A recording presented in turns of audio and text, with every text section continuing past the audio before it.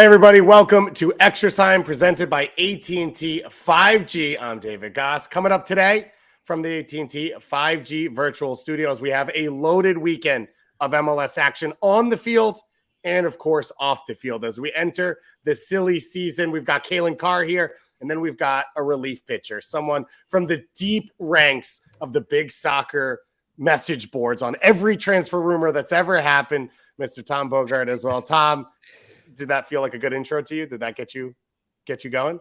That felt nice. I didn't know where you were going when you said deep on the comment section and the message boards. I thought that this was going to be a mustache joke or something, but you rescued it and it was nice.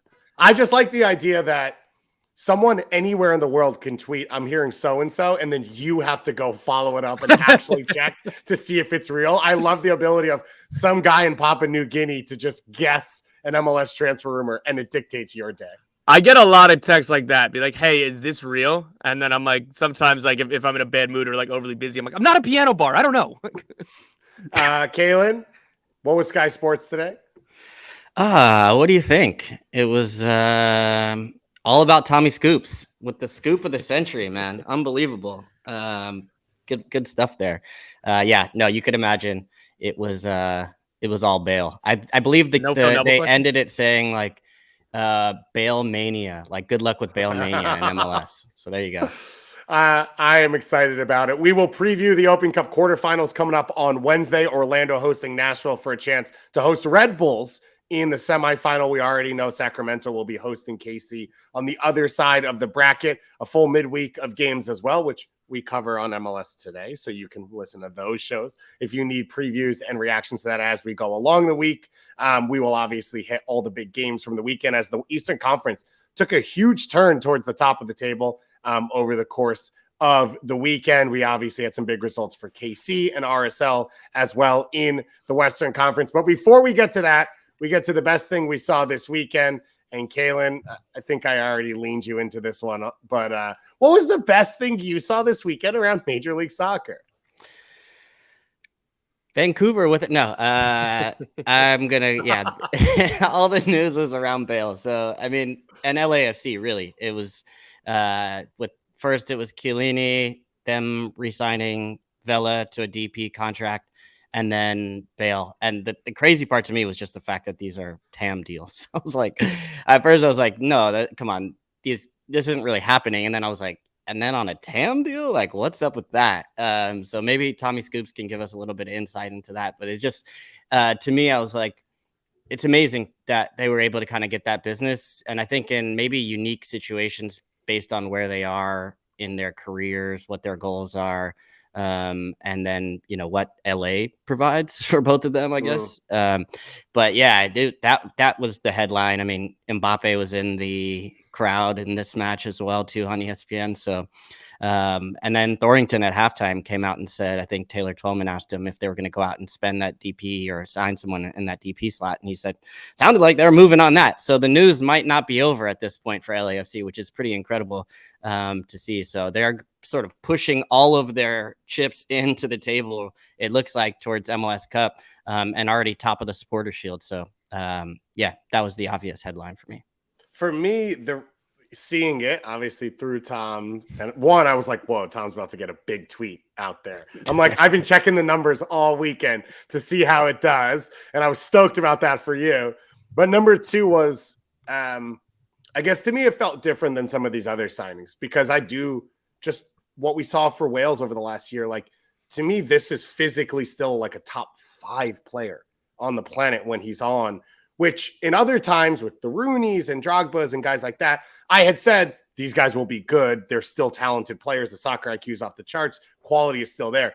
This one feels different of like, this could be the guy who led Wales to a Euro semi, the guy who scored a scissor kick in a Champions League final. I don't know if it will be every week, but to me, Tom, when I first saw your message, that was my reaction of like, this guy's about to wreck Major League Soccer.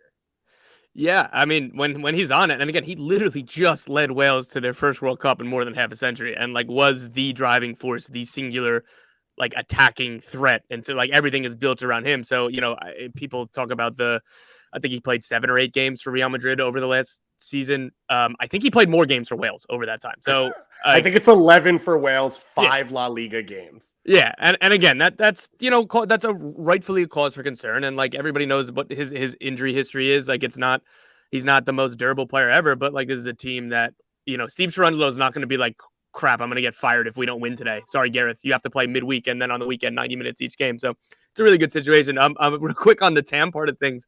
So as I'm like kind of getting like I was really anxious as I'm like really close to like having all the confirmations and all the details necessary to report this, and like refreshing Fab Romano's Twitter and everybody else in Europe. Like, please don't let this get out while I'm typing out a tweet. Please don't let this get out when I'm being careful and getting another source or whatever.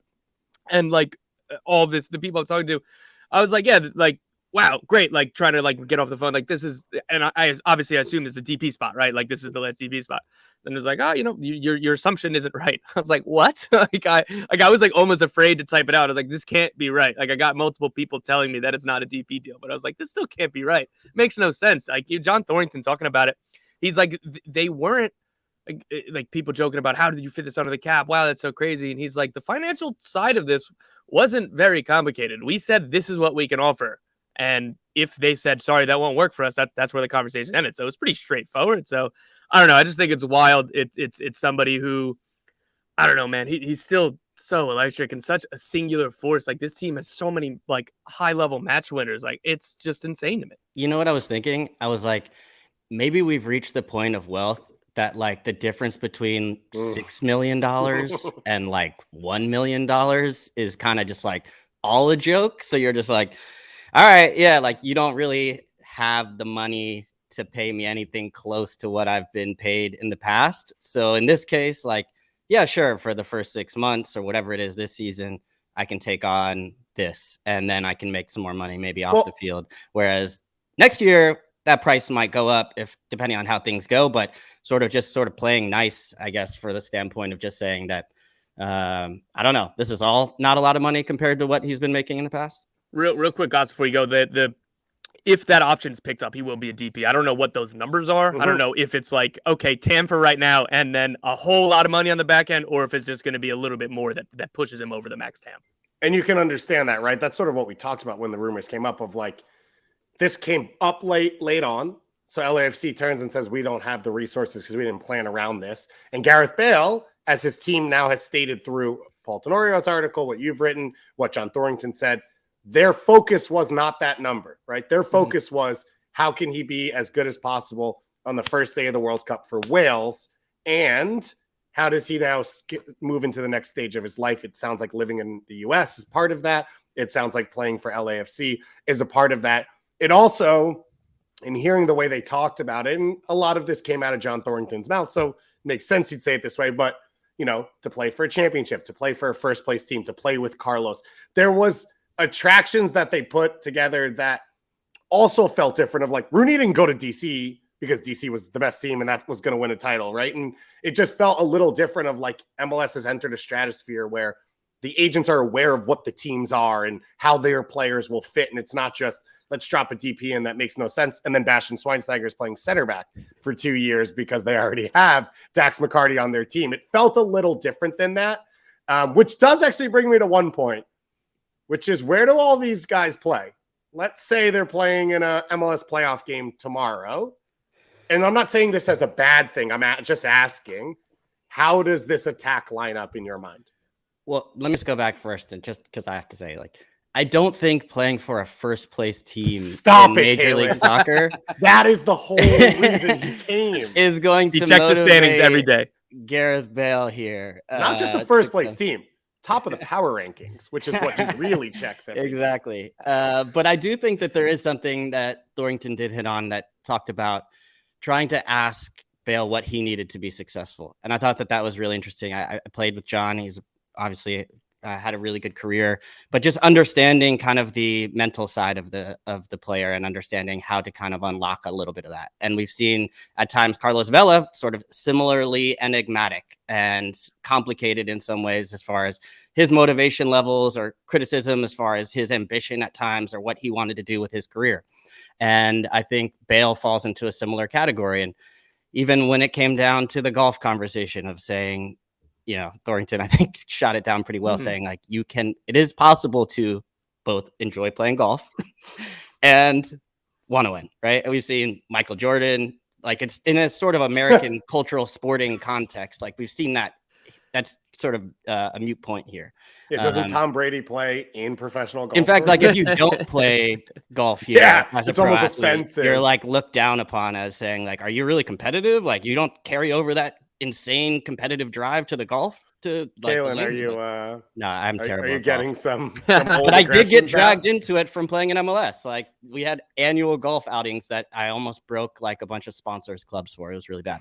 But I do think just like getting a little bit more from him and making sure that he's successful, whether from the sports science side to all that. But I think it's going to be Los Angeles ultimately that drew him to this. And I think enjoying a little bit. And that's where I think the legs are on the back half of the deal to say, if you really enjoy this moment, you want to continue playing, you want to continue living in Los Angeles. It's hard, 6 months. That's a short amount of time to fall in love. You might want to extend that stay and play a couple more years, maybe go towards Wales and the Euros next. So that part's exciting. As far as where he fits on the field, that's a tricky one. And I think a part of this is like the fact that it was a TAM deal. I bet you that DP slot that's almost more of a nod to me that DP spot is going to get filled because they want to really push for it and go for it this year. So I'd wonder where they put it, because if you add another piece to the attack, that feels a little bit like top heavy. And when I think of what LAFC have struggled with a little bit, I would actually see more of like a defensive midfielder being a spot, like a top end D mid. When we look at teams that win single elimination knockout rounds, we see, I think of like, Ozzy Alonso or, Shara or, even Jose Martinez, we saw yesterday's performance, like those types of guys. And they have Ilie playing there right now. And Kellen Acosta as a second choice if Ilie's legs go out or they think that they need more athleticism back there. Like I think they already have options there. They do, but I think Kellen's playing a little bit more advanced. But you can do both. They have the Blessing is kind of coming off the bench. Like they have 4 starters-ish for those 3 spots. Like I genuinely don't know where you even start the conversations to focus a TP spot. It's truly wild. They've brought Chiellini in the back. They've got depth up top. Like they're bringing in Arango off the bench. It's wild. No, it's a deep team now. What I felt like I heard out of Thornton yesterday, and what makes sense based off their track history of Horta and Brian Rodriguez and Ginella, is this DP spot probably won't. They don't look at it as a factor in winning this year, right? It's a young player to make the money sustainable down the road if they need to re-up Bale and they're on Vela and all that. Plus, this is how they've always worked, which is like, what's the next plan? When we sell Brian Rodriguez, who's next? And he said a couple times, like, we now have veterans and champions who can teach that next generation. We'll look at a younger DP.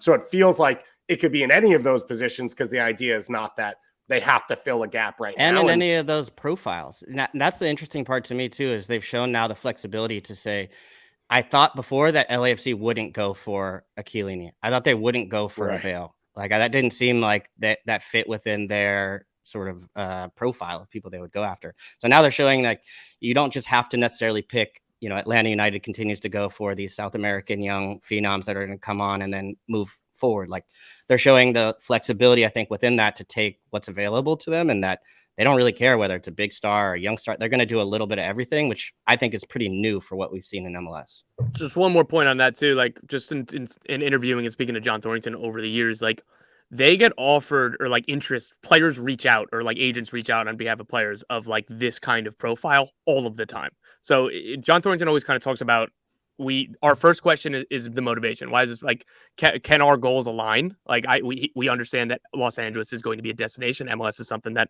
players talk about wanting to do and like an experience, a new project, but is their motivation right? Is this Wayne Rooney or is this Steven Gerrard kind of in terms of what their mindset is when they're coming here? So I think that says a lot that they haven't done it until now. And that I think it's just a case-by-case basis. And for the most part, just because of the sheer, I'm sure, number of potential interest or potential guys that are out of contract in Europe that would love to play in Los Angeles and enjoy kind of that at the end of their career. I think it's more about, okay, Giorgio Chiellini is this guy with the mentality that everybody says is built different forever. And Gareth Bale has all of the the mentality that he has, and the idea that the World Cup is kind of right around the corner, that he has to be completely locked in. Same thing with like Xherdan Shaqiri in Chicago that I know we'll talk about later. But like these things are tangible to kind of put on the back end of why this makes sense, rather than, hey, this is just a guy that, hey, wants to live in LA just because it's nice. I said a few weeks ago, and I'm still leaning on it. And obviously the Bale one's unique, but I still think the way the MLS schedule is, along with this Winter World Cup, I wouldn't be surprised if we see other signings, not at this magnitude, but of guys who look at it and say, I can play through the summer to earn my spot on a World Cup team, or to get fit to earn a starting spot. And that's what Bale did. Obviously, Bale is also, he's going to be in movies and in commercials, and he's got advertising, all that stuff in LA. But I'm wondering if there are other pieces like that out there. All of this to say that we have spent 6 months starting every show with what happens to Carlos Vela, and then he finally re-signed, and his own team just covers it up with that signing. So that was the other news this weekend. Carlos Vela has re-signed. It sounds like a DP deal through the end of next season. So the end of 2023, an 18-month contract is what it will probably look like on paper. Calen, I've asked you about this for 6 months now. Now that it's over, do you feel any differently? And have you even noticed it with the Gareth Bale news going on? I did notice he looked better in this last match. He looked a little bit more energized, up for a really nice ball through to Arango there. And I think sometimes a signing like this, or signings like this, can re-energize a player, and in some ways just putting it behind him, because it has come down to the wire. It seemed like it was going to get through and over the line, but it did. That is something that can weigh on you. And when we've seen Carlos Vela at his best, we spoke about it before, it's been the idea that he's happy and enjoying himself. So I am interested to see how Bale's introduction affects his position. Both of them, I think, probably are most naturally suited to playing a little bit on that right flank and coming in as inverted wingers on that left foot. You could see Bale going as a number 9, I think, just with his size and his ability, just getting him as close to goal as possible. But we've also seen Vela do it on this team as well, right? We also saw like a little bit. Vela tucks in underneath and can play provider of the two. You would think he would be more of a natural fit to tuck a little bit more centrally if he wanted to.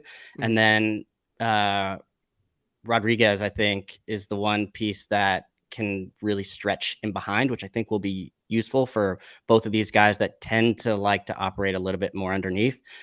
So I could see that being a little bit of maybe the situation where Bale goes as the number 9. But, you could also try Bale on and Vela on either side with Arango through the middle. There's a lot of different options you could find, but I think we're going to see a better Carlos Vela energized, and some of the attention. This team's been successful without him at his best. You add a couple more pieces to it, and I think Carlos might enjoy.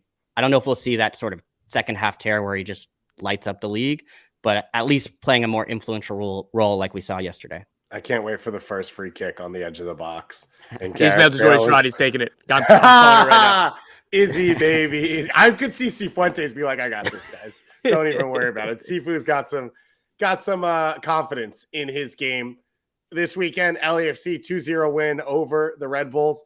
No Aaron Long, no Luquinhas in this game, both of them in health and safety protocols. And obviously, I think you could kind of see the writing on the wall. Red Bulls coming out of a Hudson River Derby midweek quarterfinal Open Cup game to fly across the country and then face off against LAFC at noon local time was probably always going to be a tough one. I thought they played pretty well in general, though. They should have been up 1-0 if Lewis Morgan puts away that free kick. So it was a solid performance from them. But LAFC get the win. They're the first team to 10 wins. They signed a 5-time Champions League winner. They've got Chiellini coming in. So I guess stick to this space, and we'll probably talk about LAFC again at some point over the course of this season. Let's keep rolling on to the best thing I saw this weekend. I lack as much creativity as Calen, which is, if it wasn't Gareth Bale, it was going to be an athletic trainer getting a red card and getting in a fight on a game, and Philly fans then high-fiving him because it was their favorite part of the game as well. And Philadelphia Union, a huge win for them. So Paul Rushing, the athletic trainer, sent off. It was Mikel Ure's goal in the 7th minute to open things up for Philly. I thought they were dominant in the first half. They were all over NYCFC. There it is. That's going to be the rest of my year. I thought they created chances. They were dangerous. Carranza had chances. Gazdag, Bedoya, they all had opportunities to make it 2-3. And then at halftime, you start to worry, like, this is what we've seen, right? Philly play well. They don't score. Now they get a draw. And then NYCFC, they're fighting to come back. They're pushing. Who was it that even went down on Philly? Carranza. It was Carranza. The trainer comes out, Paul rushing to help him. Nicolas Acevedo, being as helpful as he can be, figured if I can pick him up, then we can continue playing on, which was, I think, a very altruistic thing for Acevedo to do. Paul Rushing didn't agree, asked him to back off politely, then help tap him away. Then Acevedo comes back. Then he gives him a push, which means Tati has to come running from 10 yards away to give the trainer a push. At that point, everything sort of boils over. A red card shown to the athletic trainer, a yellow card to Tati, which I was a little surprised by. And then we see the trainer having to be escorted away, as a player is on a red card, and the crowd going wild. Calen, you've played in a number of soccer games. You ever see a trainer get a red card? No, definitely not. And this was my unlucky week of being on instant replay. So I had to break down this sort of moment in history in MLS. So that was a true honor to do. Yeah, I mean, look, I think the referee made the right decision in the end. Kind of the only decision to give a red card. You just can't touch a player. I would say for an athletic trainer to be on the pitch, that they're the only staff that's allowed onto the field. And I think that carries sort of like a unique responsibility about, making sure that you're not entering the field as an active player. So, I mean, from my perspective, that's something where if Acevedo's coming in and getting overly involved or touching a player, that's really up for the players on the pitch to legislate. So the trainer should leave it up to, Bedoya or the other guys around the field to say, hey, dude, you got to back up off our player. That's their role. That said, I don't know. It's a Philly moment. Like, I feel like I like Paulie I don't know where Paulie's from, but I wouldn't mess with him. If I were in the locker room, I said I would definitely be asking for my ankles taped in a polite manner, because that dude does not look like the type to mess around. And I think Jim Curtin said something after the match. I have the quote here. He says, I'd put our training staff up against anyone. Looks like a bunch of MMA fighters that we have on the sideline. Paulie saw one of our guys get pushed and he reacted. No problem with that.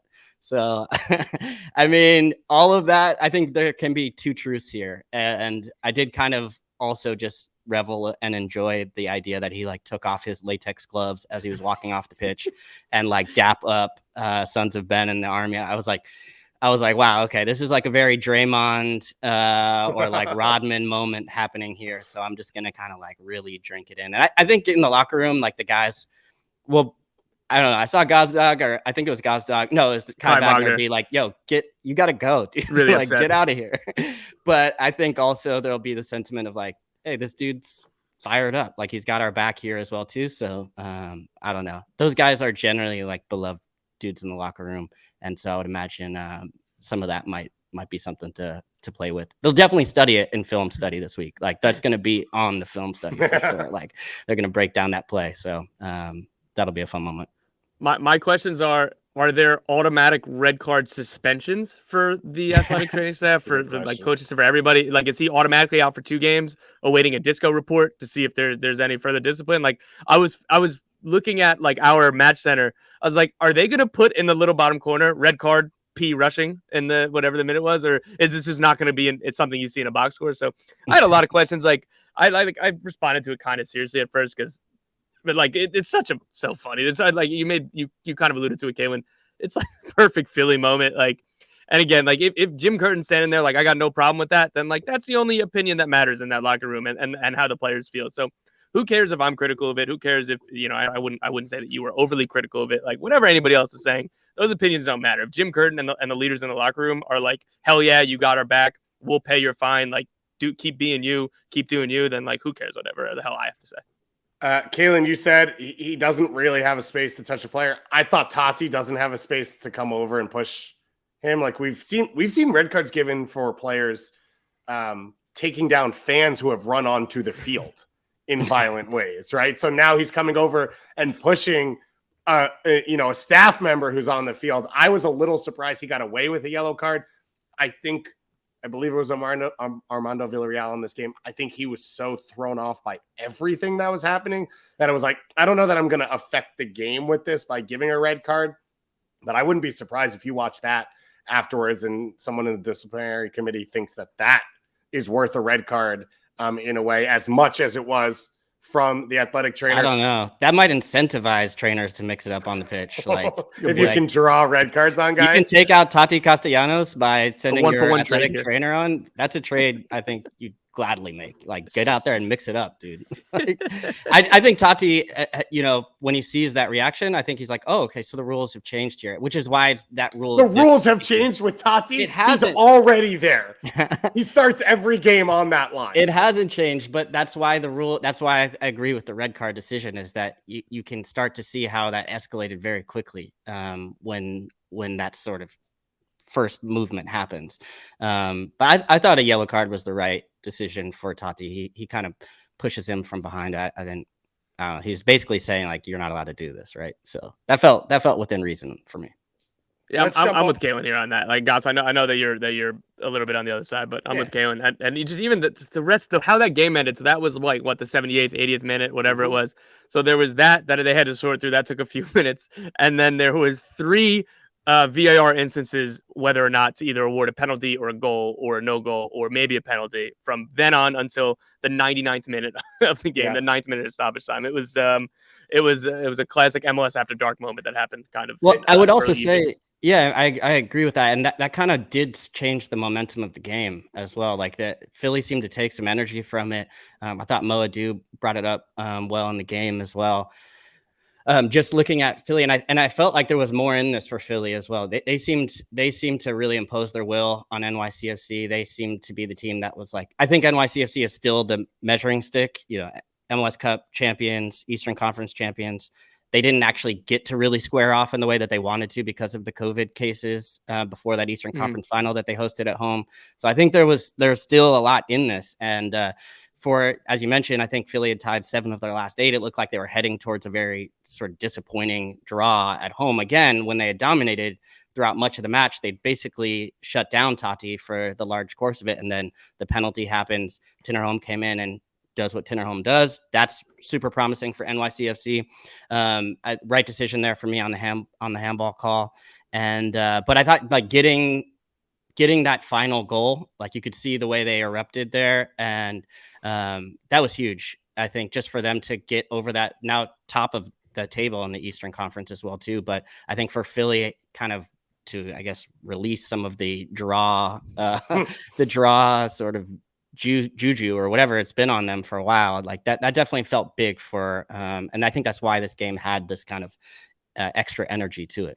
I thought, by the way, that was disproving the whole, like, well, how can people celebrate goals if there's VAR? Where it's like, that took 5 minutes, and then Jose Martinez still jumped on someone like he had won the World Cup after that all came through. You said it, I think, for Philly, one, Mikel Ure on the field in a moment like this, gets a goal, should have had more. Big game for him, I thought, and big game for them to sort of play their soccer at a lot of times. You said NYCFC, they are still the standard bearers. They are no longer first in the conference. Now you look at this week, they lose at Red Bulls 3-0 in a quarterfinal game. They lose at Philly on national TV. Are there any worries in your mind, for either of you, about where NYCFC stands now post Ronnie Deila? No, I mean, not really. I mean, it's definitely something to keep monitoring. I think the bigger question is if Tati does indeed leave this summer, what they're going to do, if they're going to either sign a replacement, because I don't like Hebert. I don't know if he'll get the chance to prove his old form, but like that's a starting point that they can't really replace. They have a lot of quality in the roster, obviously, and like people have suggested maybe Talis Magno can go through the center, or a way to get more of those wingers on the field that have been so good. But I think that they would need a more direct replacement for Tati in terms of a center forward, even if just to make up the numbers, so you're not relying on Hebert or somebody playing out of position at number 9 the whole time. So I'm less worried about these individual games for NYCFC as I am kind of that looming possibility. Yeah, I share that. They did look tired. They didn't really look up for it for me. Like there was the play in the first half where Gazdag lifts it over the top to try and play somebody through, and then actually goes or runs around two people and goes and picks up his own pass, ends up creating a chance there. And it's like, that was a moment where I was like, wait a minute, what's going on with this NYCFC team? But I think even still, when they didn't even really look up for it, they were right in it. They get a penalty to draw. Collins, I think, still looks, he was very good. Sean Johnson came up with a big save when he needed to. Is still in very good form. So I'm not worried about NYCFC. I'm more worried than you guys are, but I think that's fair. I just think you look at the moment of your manager leaving. I still feel like you're looking at 2 games in a row now against Eastern Conference rivals where it felt like the TFC lost in the playoffs, where mentally NYC took themselves out of big games rather than being forced out of it. And you look at how open Omir Fernandez was to close that game out. And now you talk about that play, Calen, that you mentioned where Colin steps, he thinks Chanot's behind him, and Gazdag gets to his own pass on the other side. It made no sense in that moment, but they are still arguably the most talented team in Major League Soccer, and they're able to contend even in those moments. I think that the vibes would be extremely different if they lost the penalty shootout to Portland in MLS Cup final. And like, these are the thin margins. Like, they wouldn't have all of this goodwill that I'm extending them and that a lot of people are extending them. Because they're defending champs. The only difference is a penalty shootout. Yeah, you're absolutely right. It's going to be interesting to watch. Obviously, a ton of talent, an exciting team to watch with them. Tom, let's go to you. Best thing you saw this weekend. So it wasn't exactly fighting between athletic trainers and players on the field. This is more of a, I know the move would usually here go for kind of a super serious soccer take or maybe laugh about something silly like that. But for me, in a game that probably got lost in the shuffle amid this weekend, Nashville versus DC United, the Nashville players in the locker room came together to support a fan who's well known in the community who just lost a newborn child this week. I think a day after the child was born, led by Captain Dax McCarty. And as well as I've heard from people in Nashville that his wife was kind of involved in this as well. The club made a custom jersey with baby Ezra's name on it. They all signed it. They took a picture with it in the locker room after the game. Dax McCarty tweeted it out and, said something to the effect, there's no words that we can say, but hey, we're here for you. We're supporting you.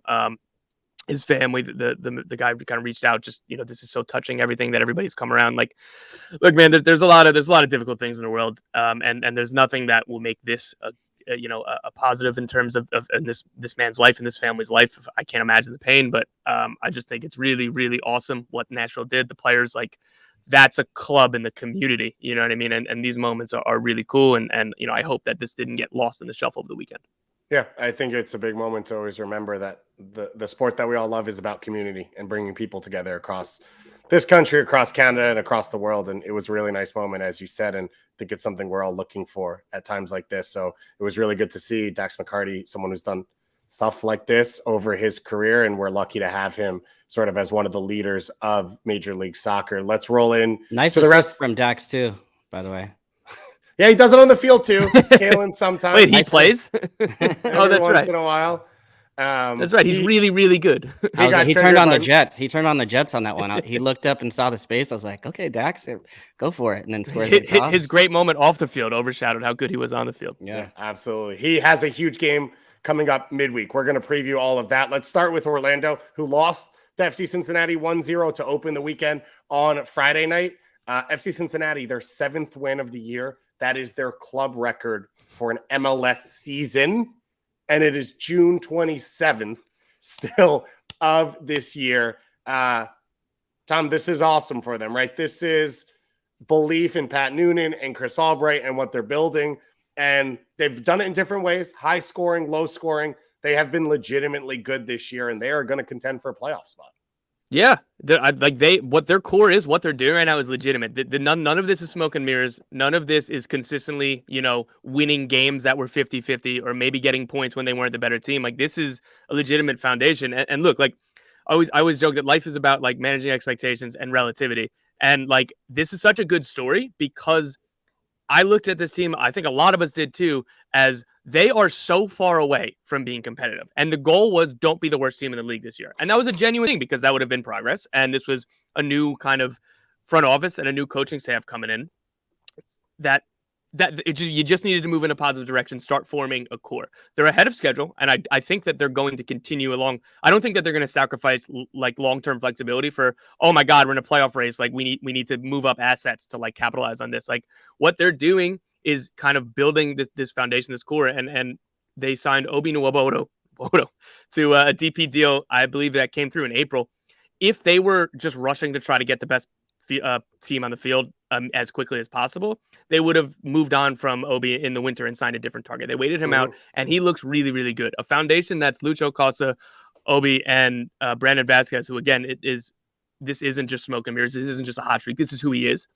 That's a really strong starting point. And this summer, it's going to continue to be about adding pieces to that core and getting out of decisions from previous front offices that might not fit what they're building right now. I think that it's a wonderful story. It's among the best stories, I think, in the league in terms of this team has been down bad for 3 years, their entire MLS existence. Like you just read the stat, they just got the club record for MLS wins in the season. It's June. We're not even halfway through the season. It's a really awesome story, and they're really building something real.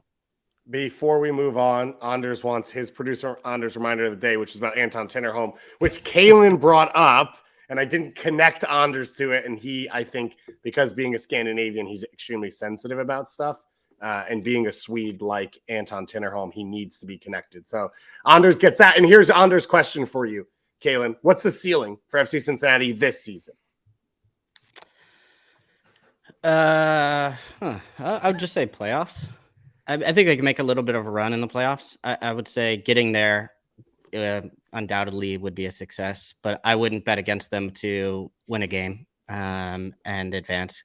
I think they are the type of team that they can play a couple different ways. I mean, I think they like to press and get further up the pitch. And I think in the playoffs, there are some question marks I have as far as like, I don't know, like the defensive, they have gotten into some matches where the defense does get called out. So they, might make some improvements. I think they're rumored to be in for Miazga or potentially in for Miazga at a certain point. So I think that we can ask, we got the right guy on the show for that. But I like their foundation. And then even, how they use Lucho, they brought him off the bench in this one. I think he's going to be, I think he's been a standout for them throughout the season. But even when he came off the bench, like you just see the way he changes the game and his energy and his skills able to get going. They got Brenner goal as well. So that's big. But I'd say a playoff team. I can't see them pushing much further than that. But that's solid, right? Yeah, that'd be a huge accomplishment. Celentano, I think, has been good in net. Another good find from the draft. So they've Ray Gaddis, they pulled out of retirement. Now he's starting week in, week out. Like they've kind of gotten hit right on a lot of these different acquisition categories, which has been important as we've seen teams try and build. Can I just, hey, St. Louis, if you're out there listening to the show, one, welcome to MLS. Two, Drake Callender's the best goalkeeper in MLS. So, and Celentano's been great for Cincinnati. What I'm saying is there's goalkeepers in North America. Please listen to me when I say that, although they've already signed a DP goalkeeper, I guess, as well. Yeah, I was late on that one. Tom, you mentioned the core, the spine. Calen brought up Matt Miazga. It seems like he would be a signing like that, of like not a 1-year thing, a 4 or 5 year, you are the center back along the spine of this team. He makes sense. He's played for Jesse Marsh and Red Bulls, and now you look at Pat Noonan and sort of that pressing style. Is there any connection here? Yeah, look, the post Cincy, I believe, reported first that was kind of on the radar. Like, yeah, I could say that the interest is real. Nothing is imminent from the last I was talking to people. I haven't gotten, a ton of information or details here, other than there's truth to this smoke. This is something that makes sense. This would be the reason why this team has hoarded the number 1 allocation spot. They could have traded out. They could have cashed in for probably 500,000 GAM if they didn't. They've gotten about 100,000, 150,000 a couple times by going from 2 to 1 and then going back to first. But this is why, like Matt Miazga is somebody who would make a lot of sense. Like you kind of pointed to, the defensive unit, I think, lacks kind of high end talent like this, and they already. With Nwabodo, I'm gonna keep on butchering that name. I'm in my head about it. He was somebody that they were really deliberate about. Yeah, like we really need defensive additions, and this guy is one of the best in Europe, in the Turkish league in terms of defensive actions, if not the best. So, and we know that we need more beyond him. So this, like Matt Miazga, would be a home run signing. I don't know if it would take a DP spot. I have not gotten any clarity on that from, say, people in Cincy or around the league. So this is all speculation, but I would lean the fact that because he's under contract with Chelsea, he's going to require a transfer fee. Plus, I don't think that Matt Miazga is going to come here on a very cheap contract. He's somebody that's been playing for Chelsea, probably has some other options in Europe. He's somebody in the prime of his career or in the U.S. national team pool. Like, adding the contract plus the transfer fee, it's reasonable to assume or postulate that he would require a DP spot, and they have all three filled. Which brings me to Brenner, the club record signing, the young Brazilian forward. Game-winning goal scorer this weekend. Game-winning goal scorer. That price just went up. The kind of the fractures between him and the club were evident at the end of preseason or the beginning of the season. Internacional in Brazil put in an offer, and he asked the club to accept. So we can call that a transfer request, whatever it is. He was looking to kind of get out. He wanted to take that opportunity.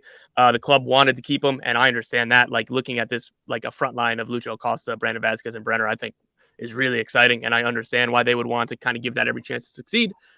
But, he scored his first goal here. I still think that that's possibly something that could work out. But what is more valuable to Cincy right now, trying to resurrect this investment in Brenner or another DP spot? And obviously, this is all if an offer comes in for Brenner that's reasonable and realistic. They're not going to give him away. He's still a player with value in the world. They probably won't get their $13 million back, but he's somebody that definitely, I know that he has a lot of clubs in Europe that are looking at him. Obviously, all of the previously reported stuff from Brazil.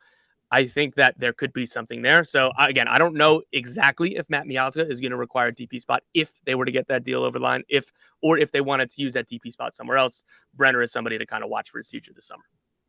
It's a lot to look at for FC Cincinnati fans.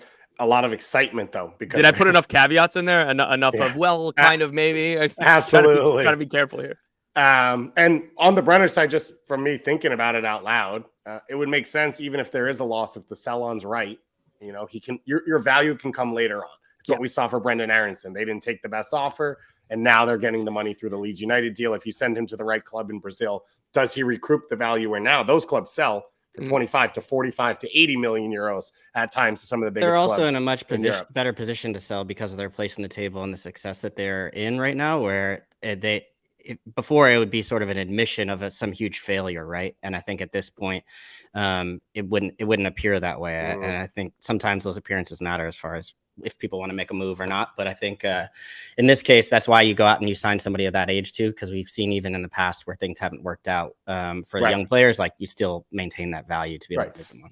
Soteldo, it feels like that might happen with Brian Rodriguez. We've seen guys like that be moved around. Let's keep rolling through the weekend.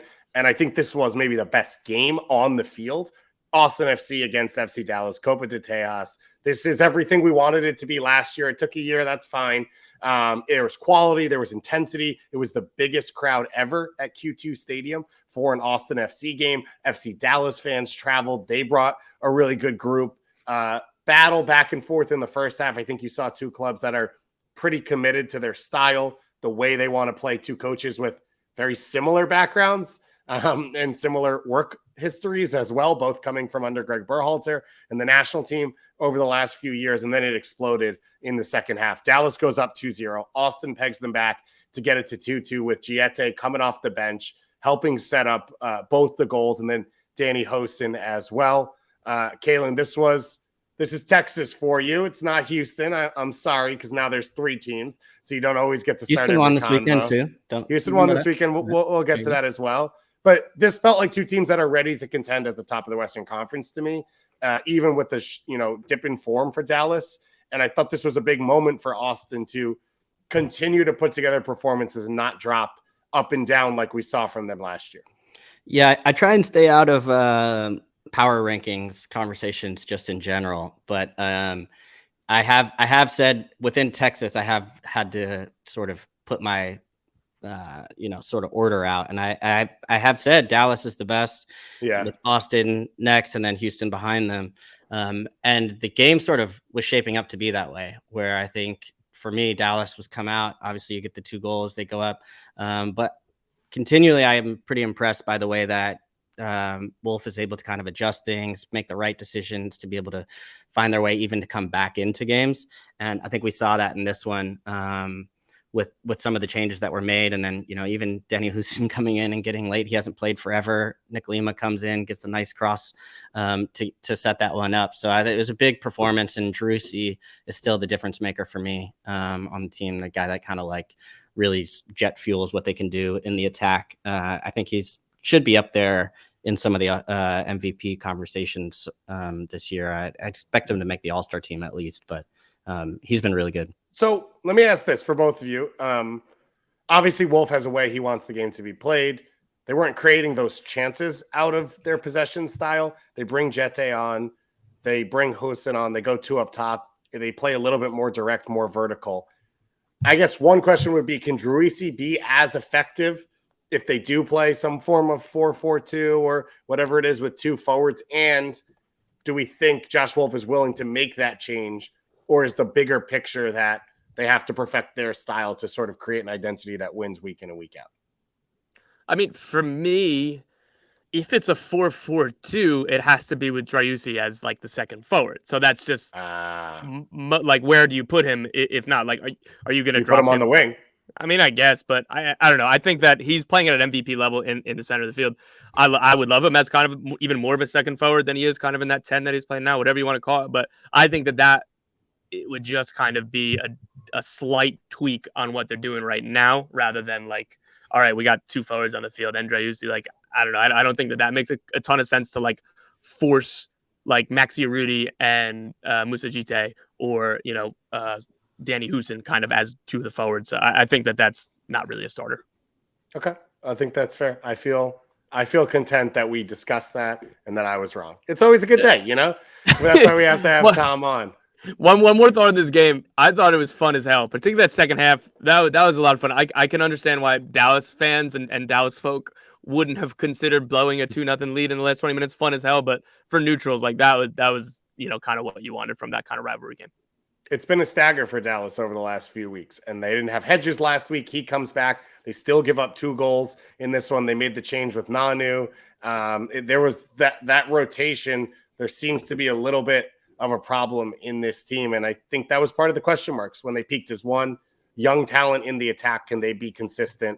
Although maybe Franco Jara is the biggest issue for them, and then as well. But then you've got the veterans in the back. But can Matt Hedges stay on the field? So it'll be interesting to watch as we roll along the next few weeks. This was, as you said, it felt like a playoff game. This was fun. It was electric. It was exciting. We can only hope we'll see maybe a Copa Tejas playoff game, because that would be really special. Let's keep rolling in to Canada. Toronto FC, 2-1 win over Atlanta United. For starters, Brooks Lennon, you saw him being carried off the field in warmups with an injury. News coming out moments ago that Atlanta United says that is an MCL sprain. He will be out 6 to 8 weeks. That goes on the back of Andrew Gutman being out for 12 plus weeks, Miles Robinson being out for the season, Ozzy Alonso being out for the season, Brad Guzan being out for the season, and Ronald Hernandez right now has an MCL injury. So if either of you want to play fullback, call Gonzalo Pineda and Carlos Bocanegra. Calen, maybe center back for you. I know you've got that background there.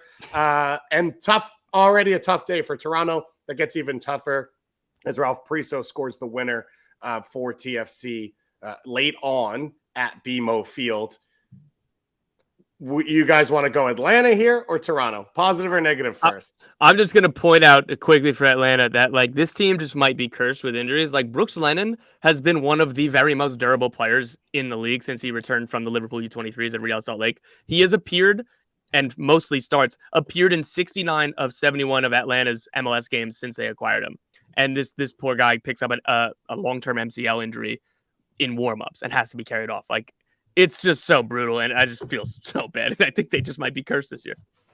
They went out, they got a center back on loan. They signed a goalkeeper from Mexico to try and fill in the gaps, but it does feel they had Aiden McFadden play because he was there because Tyler Wolff was with the U20s, and they don't have enough of a roster to put together a team for this game. Luis Araujo is a baller, so they had that going for them, and his goal, if you haven't seen it, I think it was the goal of the weekend. Go watch it. He's got the touch, he's got the speed, he's got the creativity, he's got the finish. But on the flip side for Toronto, Calen, this is a positive moment. 2 wins in a week. They are in a Canadian Championship final. Insigne now, we know he's going to be in Toronto. We know he's going to be available very soon. Do you feel good about Toronto FC off the back of this week? Wait, I do want to go back to that Araujo goal because that was so sick. Mhm. It was you named every single part of it except for the little roll, and that was the best part. Yeah, That was the best part. Like the idea that he's like just in, and you're like, okay, what's he gonna do? And he just sort of like casually roll toe poke. I was like, okay, damn, There wasn't enough sauce before that, Yeah. as if the run past a few defenders wasn't enough. Yeah, there was a lot of sauce in this one overall. I mean, Osorio's goal as well. I remember I interviewed Darren Bent a couple years ago. Is now I think with Vanny and with the Galaxy, but when he was in Toronto and he was describing Osorio, and he said he's got that wiggle to his game, and he had that wiggle on that one where getting him back in the lineup was huge, but just that kind of come back, a cut across the grain, and then to smash it to the near post. So, but yeah, for Toronto, it felt like some things are starting to click. You're starting to see some of those pieces coming together in the way that they're able to kind of connect and play and push the ball. And I think when you look towards the back half, and there was all the excitement, which funny just seemed to get buried of Insigne after everything else that happened over the rest of the weekend. But when you see him potentially coming in on that left flank or stepping into that lineup, and you could see that starting to even go a little bit further. I think some real signs of hope for Toronto. So they've been in a good run of form, and like this right timing right now to add a piece like that. If they can be positive. Go. No, I was just gonna say, and Tom, we talked about it a little bit in the pre-show. If they can have half an idea of who they are, and just feel good as Insigne comes in, that might be enough to push to a playoff spot.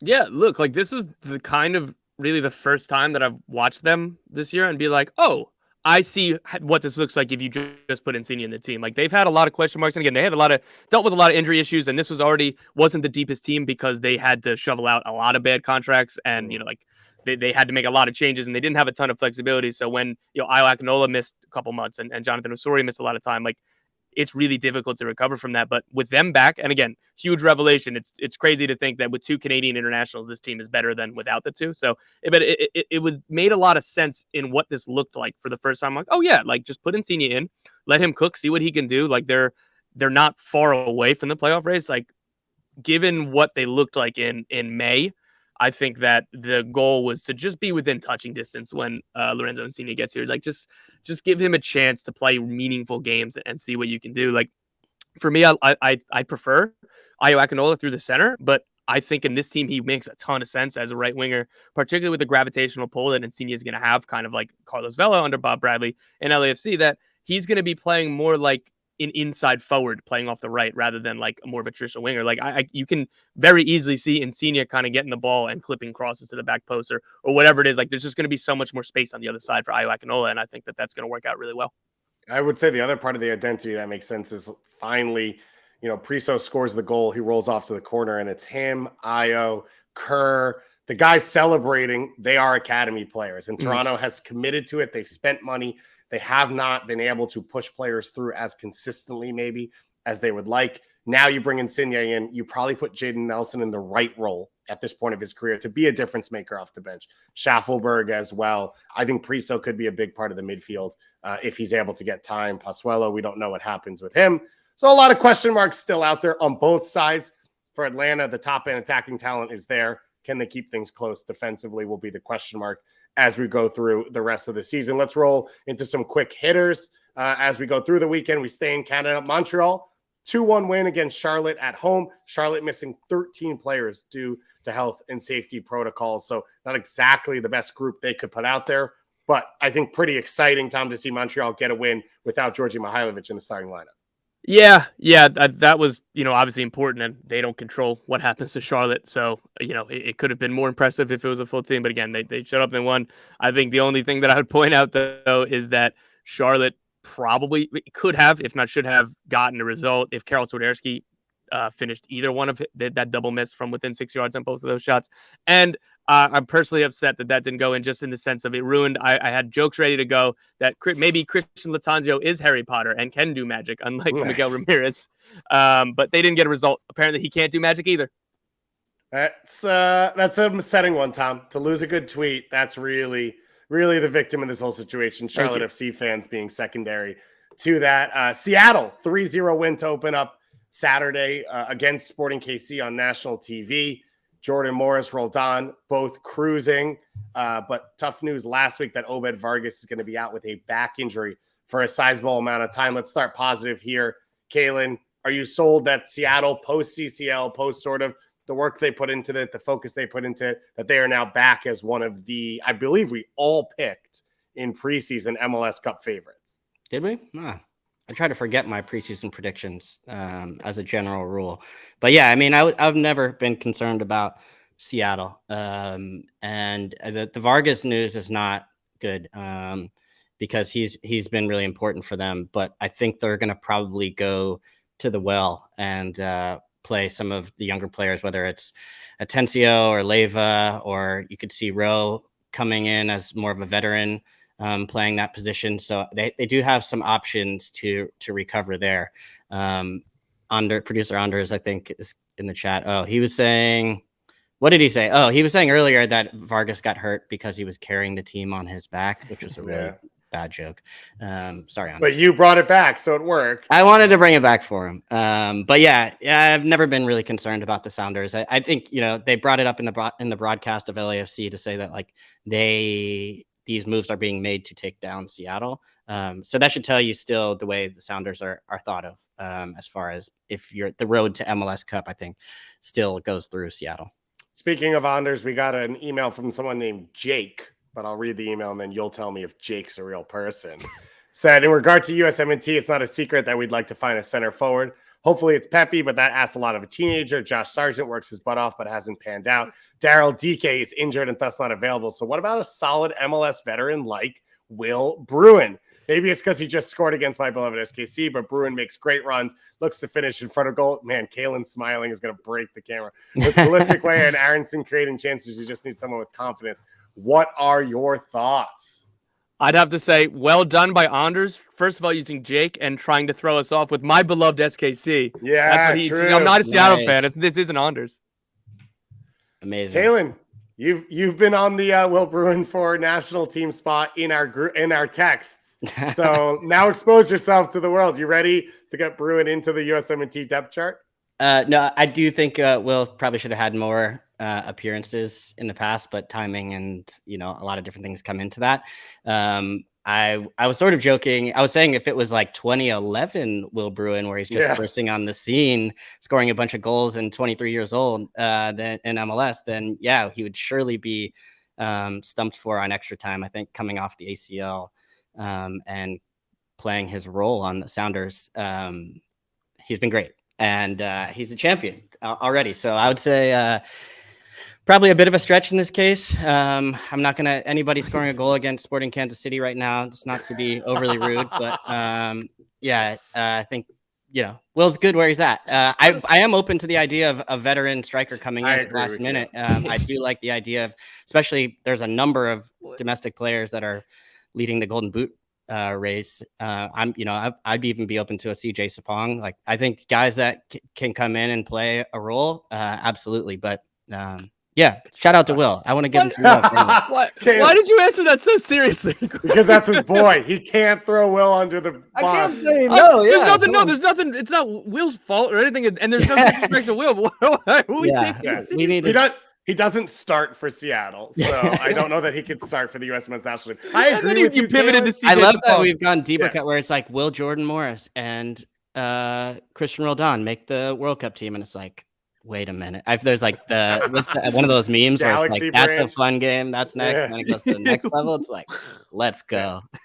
I appreciate the email from Jake, and as Calen said, I don't disagree. Looking for that veteran who can maybe fill a spot and maybe doesn't have the ceiling. It's probably a guy who starts on their MLS team at a minimum, and it's probably Giassi's artist, if we're being honest, if he scored some goals. We'll get to Colorado in a moment.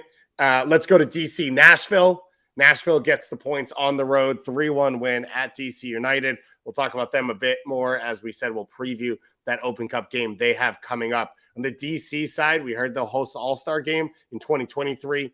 We heard that last week, so big news for them and their fan base. The other big news we're hearing is transfers around them. So, Tom, Edson Flores goes out. We thought Sonny Kittle was the man coming in to replace him. That is nixed. There are 2 open DP spots for DC. They did make a TAM signing last week in a Chilean attacker. Mhm. Do you think with the Sonny Kittle deal falling through, they will still use both those spots? I think that they're going to try to. They were planning on signing a third DP if Sonny Kittle came in, and I don't know what the finances were. Maybe that'd be something that could have been brought down in the future. I say that because Michael Estrada, I don't know where they are in terms of what they want for his long-term future, but his purchase option is $5 million. So if they want to keep him, they have to, whatever they do this window, they have to have a DP spot open next window, unless that they've already had talks with the club about, hey, maybe he's not worth $5 million or whatever they want to frame it as. But I think that they're going to aim to fill both DP spots. I don't know where it's going to go. I know that, there are a bunch of targets. There was, Thomas Henry was rumored, and then I think he staying in Europe. I think that they're going to, give it their best shot, take a couple swings here and see what they can come up with over the next, 5 weeks. I hope it all fits together. That's my only hope for what they're doing. And it's not just who is available at the last minute and who they get through the door. For DC United, Houston, 2-0 win over Chicago. Calen, here's your floor. How great is Houston? How excited were you about this game and everything else about Houston? Well, you got to remember I played for Chicago too. Oh, yeah, true. So, Calen on the top of the table. But let's focus on the positives. Let's look at Houston. Charlie Day playing both sides. Yeah. Darwin Quintero again, just dancing in the box, just wonderful stuff. Houston kind of hovering. Where are we at right now? Are we hovering around playoff position? Are we getting close? Right just below the line. Sorry, okay. They're in 8th, I believe, right now. Correct.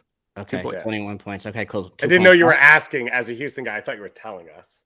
Yeah, sorry. That's my role. They've looked good. And I think the question for me is how do they integrate Herrera when he comes, and what does that midfield shape look like? Because Carrasquilla, I think, has been really good. Having him involved is important. Memo is an option. What do you do with Darwin? Does he play in the middle? Does he play a little bit on the wing? I think on the wing might make a little bit more sense just from a defensive standpoint. And then there's also some questions around Fafa because he has not been playing. It seems like he has not been selected or traveling. So there's, I don't know if there's anything behind that. I have no inside information, but still some question marks. But I think to be at this point in the season, you can see some signs there. Pat Onstead came on our shows when he first got part of the club, and he said that Fafa was a DP level player and a star, and now he doesn't dress when he's healthy. So it feels like something's happening, as you said, Calen. So Houston winning 2-0 against Chicago, as you said, pushing for the playoffs. Another team pushing for the playoffs is Inter Miami. 2-1 win over Minnesota United. 2 goals in a 3-minute span in the 80, I believe it was the 87th and the 89th from Indiana Vassilev. Tom, and this is a team, we've seen this a couple times. They have not quit on games in tough moments under Phil Neville, and whether it all makes sense, whether they have a true identity on the field, they do seem to be a group that is committed and grinds to the end. Yeah, I think this reflects really positively on Phil Neville. And we talked about this a little bit pre-show or earlier in the show. These things aren't easy, benching these big stars and your most expensive players in a league in which you're structured where you need to get the very most out of those DPs. So the fact that he benched Gonzalo Higuain and they were playing infinitely better, and he hasn't lost the locker room, and Kieran Gibbs isn't playing either. I think that's really, really strong by Phil Neville. And then to give kind of shout out to the front office, Bryce Duke has been one of the best low value additions of the offseason. He came in for 100,000 GAM. He's been really good when he starts. He gives that midfield a different balance when he can play with Gregory and John Mata. I know Mata was suspended, but that trio works well because Duke I think he's in the 91st percentile in progressive passes per 90 minutes in MLS for his position over the last year. And then Indiana Vassilev, speaking of value air quote additions, he's somebody who's on loan, and he's somebody that they waited out. They wouldn't have wanted him in the winter, but Aston Villa, Steven Gerrard wanted to look at him, keep him at the club. The club kept him for a few months, and they kind of stayed on it and bring him in on loan again. And look, he's making a difference off the bench. Yeah, big move for them. I will say, Bryce Duke, it's easier to hit line breaking assist passes when no one's within 35 yards of you.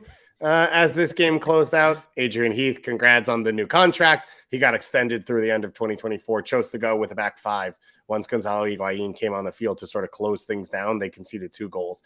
After that moment, it felt like it was a little bit too early, and it was just too much pressure for them to hold. It does sound like Adrian Hunou is going back to France. So the DP center forward spot once again open for Minnesota United, something to follow as they roll along.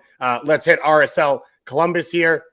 0-0. RSL continue to be undefeated at home. They're one of only 2 teams in Major League Soccer that are undefeated at home. I believe Philly is the other one. We've got a great fan question that we've gotten a couple different times of basically, will Ricardo Pepi come on loan to RSL? Because he plays for Augsburg. The Blitzer family obviously owns both RSL and Augsburg, as we see with Sergio Cordova. He's looking for playing time. I appreciate the thought process in this email. I appreciate the different avenues you've gone to send it to us, because I believe you also DM'd me this and tweeted it at us. And I respect all of that enough to read the email and now say no. There's very little chance that Ricardo Pepi plays for RSL. But I wanted to put on the show because I appreciate that fan input.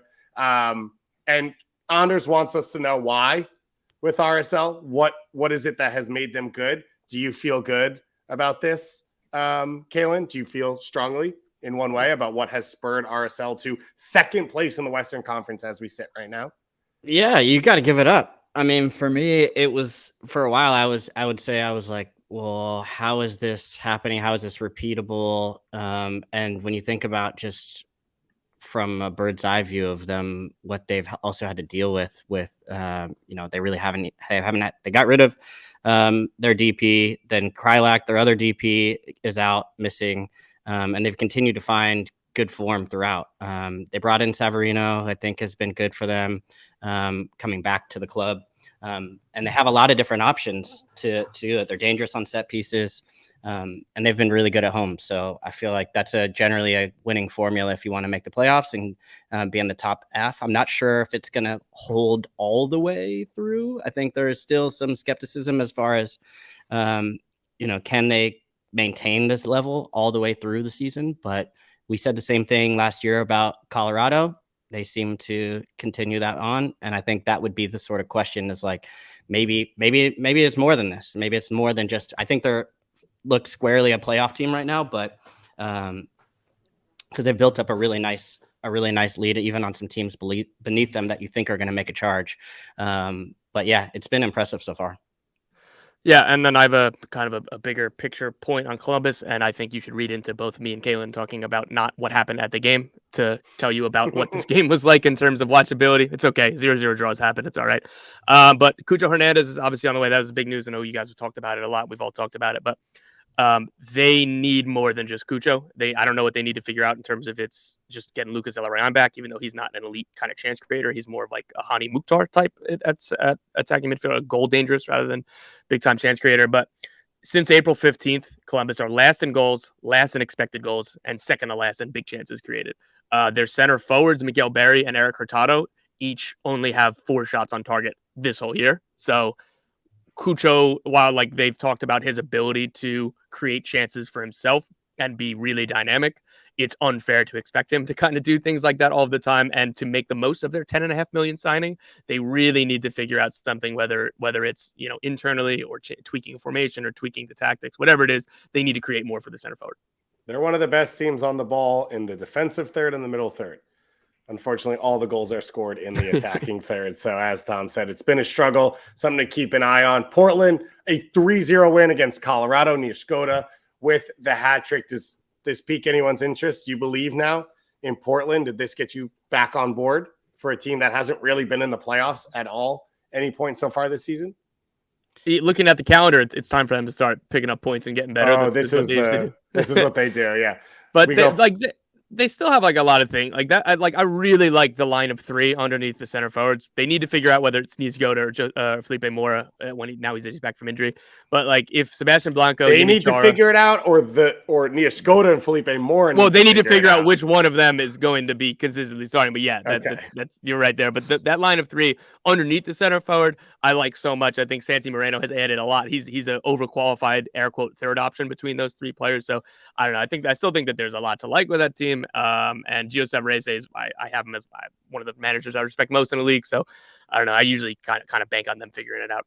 Let's stay in Cascadia here. Calen, to close out the weekend, Vancouver, 0-0 draw against New England. Maybe not the most electric game, but for Vancouver, they have been the best team in Major League Soccer over the last 10 games that they've played. And for New England, I think you give credit once again. It feels like they nailed it with Petrovic. It feels like he is the perfect replacement for Matt Turner. Matt Turner even said it last week when you were furious that he didn't play, and his send-off game is like, you got a guy in good form. He's the future. He looks to be the right guy. Why don't we just let him play? So it feels like New England's nailed it on that front. In Vancouver, yeah, maybe not the result you want at home, but they come off a Canadian Championship semifinal. I think fairly reasonable to maybe have a little bit of a drop in energy after a game like that. Yeah. Well, for the record, I was not furious at all. I didn't care. I think Weeby was on vacation somewhere fuming, though, for the narratives. He'd hyped the Matt Turner farewell game for a couple weeks and didn't get his opportunity to properly celebrate. But congrats to Matt Turner, by the way. He was announced today. I saw all over the news. Passed the medical because he sat on the bench. Yeah, love it. Yeah. No risks. Number 30, baby. This was a weird. I mean, this match was kind of a weird game between New England and Vancouver. I think some tired legs, rotated lineups as well. And Vancouver had a lot of opportunities. Cavallini had some good looks, but wasn't able to convert. He's been in good form up until this point, but kind of, didn't take his chances well in this one. So yeah, hard to read too much into this one. I think for New England, it's a solid point, going on the road. They've been in good form, charging up the table, so they continue on. And same thing for Vancouver. I feel like for them, there was a little bit more left on the table as far as being able to kind of win that at home against an Eastern Conference team. So I think they'll probably be the more disappointed of the two after this one. Anders is melting down in the chat, which I'm not going to mention, but he does have a point, which is Thomas Hasal is back in training. It's going to be a little while with that injury. I feel like the way Cody Cropper has played, it's his spot to lose. And I don't think Hasal was ready to start this year. The Maxime Crépeau move happened a little bit too late. This actually feels like it's going to work out in the end for both his career, Cody Cropper's career, and Vancouver in general. And again, I talked about domestic goalkeepers. If Hasal then does become the guy, everyone should be calling about Cody Cropper. Let's close out with our preview. We've got an awesome midweek of MLS action, but it's headlined by an Open Cup quarterfinal. Orlando hosting Nashville, 7 p.m. Eastern time on Wednesday. Here are the stakes. The winner of this game will host Red Bulls in the semifinal of the Open Cup. They will also, if they win that game, have first option to host the final. So for Orlando and Nashville, the path is clear. You could host both the semi and the final to win what would be for both these clubs their first trophy. So it's a huge moment. It's huge potential for them. On the other side, we know Sacramento will host KC. They then have no option to host the final. They came up fourth on that order when that draw happened. That kind of makes no sense, but fine. It's whatever. And we do what we do as we roll forward. So dig into this game a little bit for us. Calen, you assume in Orlando that Orlando will have the bulk of the ball. A lot of the attacking responsibility will fall on Facundo Torres, will fall on Mauricio Pereira. How is it that this Orlando team coming off a loss this weekend can find and create chances against this Nashville defense? Well, I think Nashville will win this game. And I think they're in better form right now. And I think playing on the road actually suits them in some ways. They've done a good job throughout this early stretch of the season of playing a bunch of road games. They're able to hit you on the counter. Any sort of turnover we saw this weekend, Taxi sort of goes wandering, dribbling around in his own half. And then next thing you know, turnover. Next, you got Honey on the ball running at you with space. That's dangerous. And I think that that's going to be the sort of MO. That's the book on Nashville, but they also have some other options as well, where they're able to actually vary their attack at times too. So, but I think they will take a little bit more of a safe approach, being a knockout round. I think that's going to be Nashville's MO. So I don't think this game is going to playing at home for Orlando. I don't think is going to be a huge advantage in this case. So I'm going to go ahead and choose Nashville to go. And you didn't ask me for my prediction, but that's it. Well, I appreciate you because normally you avoid predictions. So I appreciate you just offering one up. Not when it comes for Nashville. I picked them to win MLS Cup That's last year. true. You're all in. Not, Tom, yeah. which way do you lean on this one? Yeah, I think Nashville as well. Like Gary Smith teams and like everything that this team is about, everything that this team has built, their strengths, like they must be insanely annoying to play in the knockout round. Like this is they have the match winner in Hani Mukhtar, and they have this defensive solidity and all of the players that they have in the defensive side of the ball. They have this coach that values making it difficult for the other team. Like Nashville were built for cup competitions. And Gary Smith, they kind of refer to him as an air quote, a cup manager, just because of all these strengths. Yeah, I do hope that there's a good crowd in Orlando. That would be super fun. I understand why it might not be, just because on the Wednesday, traditionally these Open Cup games for MLS teams midweek don't have that kind of atmosphere. I hope that I'm wrong, and it'd be really cool because Orlando does show out. But yeah, look, it's a big occasion. We need to be, it's a trophy. Like sometimes we skip across and go, oh, if you win this, you can get into CCL. Like, no, the first starting point is you win this, you get a trophy. Then it's a bonus that you get into CCL. So I don't know. Orlando could be hosting the final, like you said. You already laid out all those scenarios. Or Nashville, if they win on the road here, like winning a trophy in front of your fans is so awesome. And neither of these teams won a trophy yet. So like, I'd imagine that this is gonna feel like the big occasion that it is in terms of the team selections and the intensity. I've said this before. Now that you know the route, Nashville could host the final in year one of Geodis Park. That's it. At that point, it's a successful year. They've won. They've put their name out there the way they should. You fill that building for a final. You get yourself across all of local media talking about it. You win a trophy. You celebrate that trophy. Like that plants the flag, and that alone is a victory. And that would be. Wait, are you not giving up? Are you not giving any credit to Sac Republic or SKC? Are you saying? I'm saying if they do. I'm saying if they do and host it. That's in September, which means now you move into the playoffs and there's no pressure on for a team like that. And so I think Nashville year one in Geodis Park, that would be massive. I think for Orlando as well, it is a little bit of a rebuild. They're in a weird spot right now. This would be a massive moment for them. In the end, Red Bulls will probably win the whole thing and finally win their first cup. Open Cup champion. First year at Chicago, Bridgeview, Toyota Park. There you go. And look what it did for that. The legacy changed my life. Changed my life. So yeah, changed the club's life as well, but maybe in the wrong direction. Sorry, Calen. Had to do that at the end. Thank you all for listening. Thank you all for sending in your emails. We got some really good stuff that we got to sprinkle throughout the show. We do have an email from Taylor from Switzerland that we'll save for the next show because it's a kind of a brain melter and we need time to pick through it and read dispersed players and all those types of things. Thank you to Tom for filling in here today and Calen for always being the center back of my heart, and Carlos de los Clobos is when necessary. There's the reference. I forgot about that. You bring it up a fair amount to forget about. It was preseason. Forgot. Yeah, that is true. Yeah, he forgot. He erased it I tried as well. Thank you to Anders for doing his thing, and thank you to all of you for listening. We'll be back on Thursday. I was told to pause. Anders told me not to end yet. Do not end. What are we freezing for?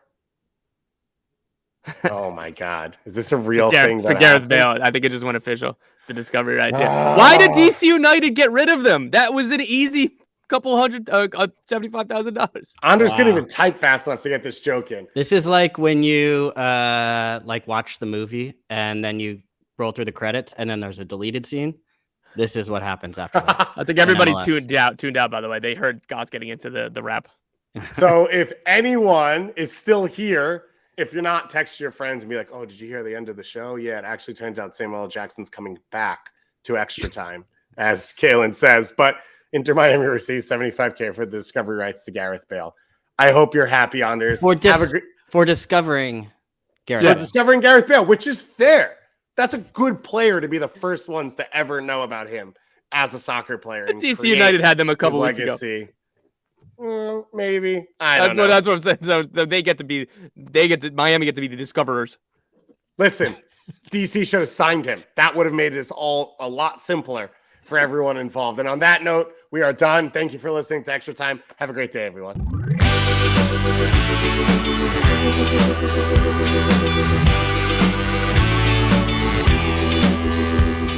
Congratulations. You made it through more than an hour of extra time. That means you love the show. And if you love the show, you probably want more episodes. Click right here for more episodes of Extra Time and here to subscribe to the MLS YouTube channel. Thanks for following along.